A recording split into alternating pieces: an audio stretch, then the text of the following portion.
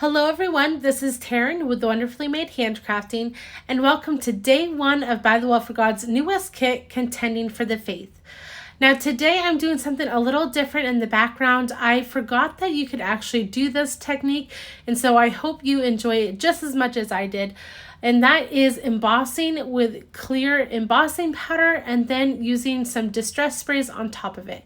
So as you see here, I took the running clock's background stamp and I am stamping it out with my VersaMark ink. So it's going to be really hard to see on this video, but I swear it is on there. So I'm just trying to stamp the whole background. I do miss some spots, but no worries because that is where I end up putting my cluster anyhow.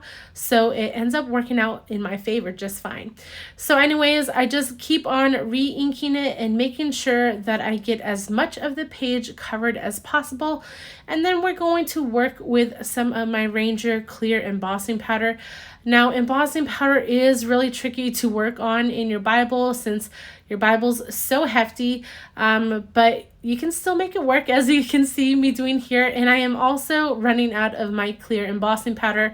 I need to get some more, and that is why I had to do this multiple times. But you can kind of see the outline of all the clocks and gears, and now I'm going to emboss that before I start spraying it. Now, you know me, I love my browns and neutrals, so I stuck with some favorites like antique linen, frayed burlap, walnut stain, vintage photo, and ground espresso.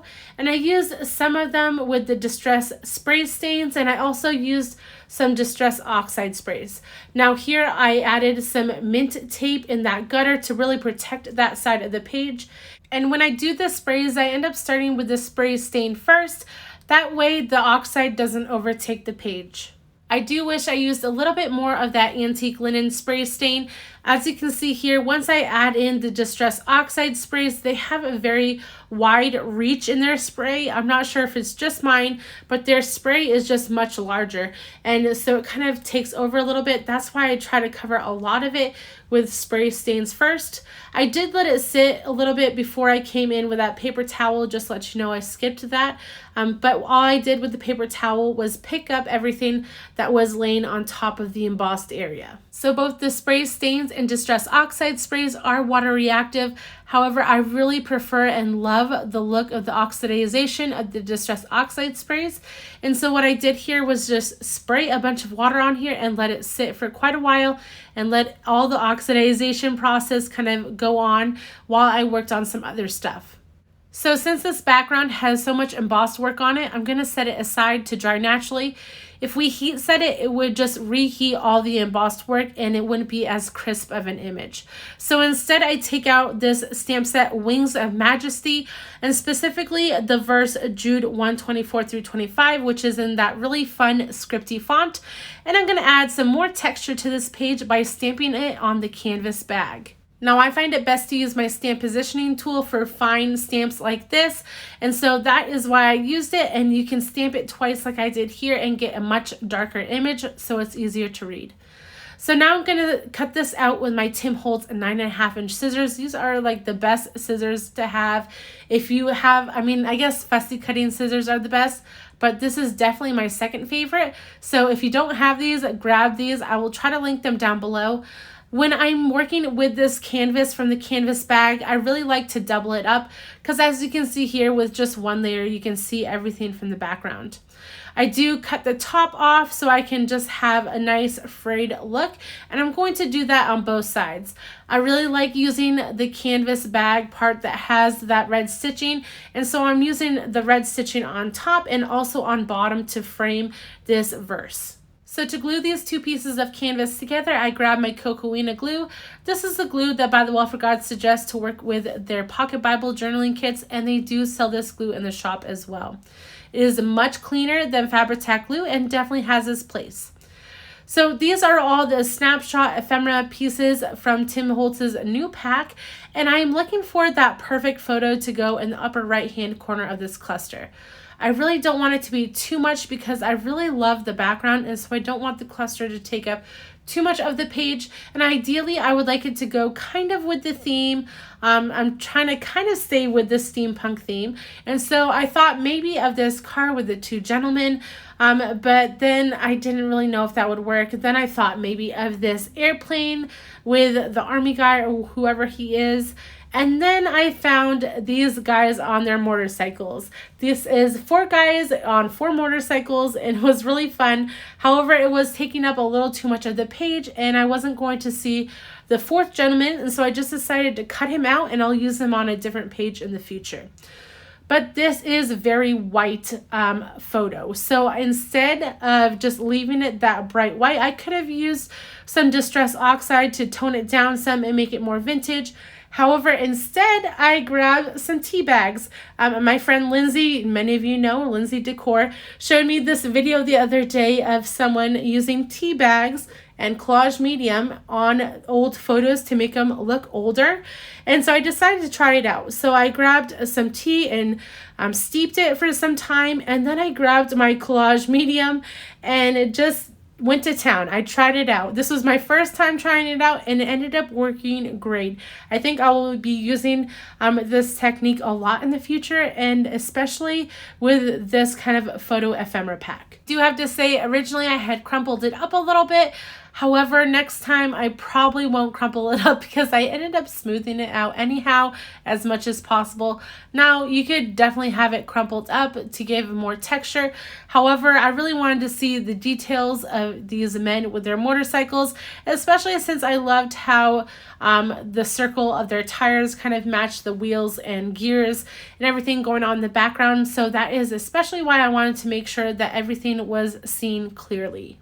I do use my heat tool to make sure that collage medium has dried really well, and then I can tear the edges. Now I decided to tear the edges that you can see with my cluster and then just cut the rest.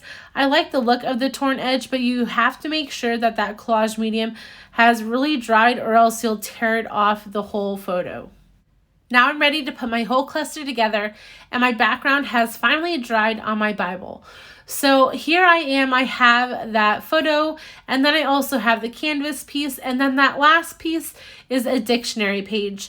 I actually made some buttons using old photo papers, and so that was just a little extra that I had, and that's why I never throw things away because it really made this perfect cluster. I did add a little bit more of shading and distressing with some frayed burlap color, and I add that to the canvas as well because I don't want it to look too white against everything else. This is one of the buttons that I created using those old papers, and so I want that in the bottom right hand corner of this canvas piece, and I want to thread it like it is a button. So I just take this embroidery floss and thread that through, and then I'll glue it down on the piece. Now with this button, you can check out one of my shorts here on YouTube or my reels on Instagram. I have the video in both places, but you can see how to create those.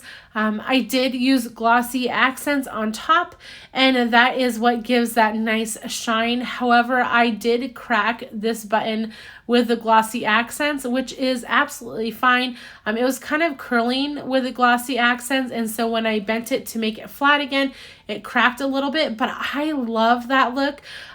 It makes it look old, and so I use some of my picket fence distress crayon to kind of get in those cracks, and that's kind of what made those cracks stand out on the quote-unquote button more, and that is just something I really like. If you don't like those cracks, you can use more of a sturdier paper or add a cardstock backing to whatever paper you're using. Now I am journaling day 1 of the devotional, which is named Called, Beloved, and Kept. And that is what I put on these Dymo labels so that I would remember that, and that is what Jude 1 is talking about. But I am actually journaling in John 6. I'm saving my Jude page for later in the month. And so John 6:37 through 39 reads, "All that the Father gives me will come to me, and whoever comes to me I will never cast out. For I have come down from heaven not to do my own will, but the will of him who sent me. And this is the will of him who sent me, that I should lose nothing of all that he has given me, but raise it up on the last day." Now I wanted to add a little metal to this page, and so I ended up taking out these mini safety pins from Tim Holtz, and I'm going to add it to the photo page. Now I would highly suggest, if you want to do this, do it before you paste everything down. It makes it much trickier, but for some reason I always do this after I've had everything pasted down and I decide, oh, I want to add some metal or whatnot. But it is much easier. I actually cut out a ton of footage to add this in. It just was a little tricky. To finish this page off, I will add this lace trim down at the bottom. I wanted it to add a little bit more of a feminine touch to this page because it is so grungy. And that will be it, guys.